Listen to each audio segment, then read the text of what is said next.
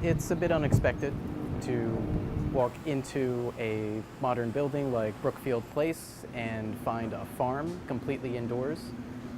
All of these plants that we're growing here, they've never seen the sun, they've never touched soil. Farm.One is a vertical farm in New York City with a huge selection of rare, unusual herbs, edible flowers, and microgreens for some of the best chefs in the city.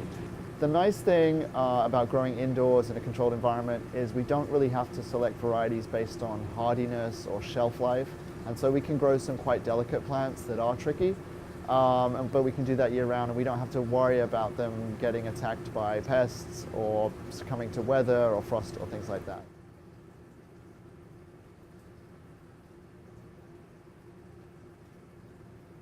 This is a very stable growing system. If we were to lose power, then these plants wouldn't be at risk of drying out. So we'll use this to inspect some of the leaves close up to see what the damage pattern is.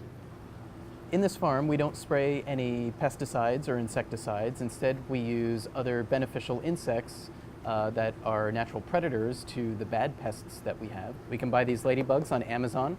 They're super cheap. So I kind of came into this with no knowledge whatsoever. My background as a career has always been in software and design. I was running a software company in Japan for about 8 years. There was always something about it that felt a little bit disconnected from reality, whereas food is something that we all eat every day.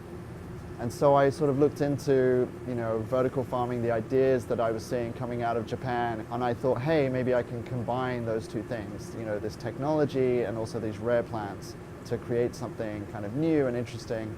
So there's a big software component to what we do in terms of planting, transplanting, harvesting. I'm pretty sure that 10 years ago it might have been impossible to do this. All right, let's get one more thing.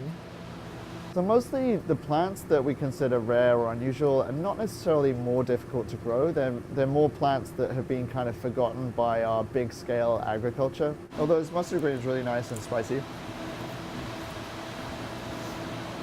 Wow. It's really, really spicy. We've now grown over 500 different varieties of herbs, edible flowers, and micros. And now, after a year and a half, we grow for restaurants with a total of 14 Michelin stars.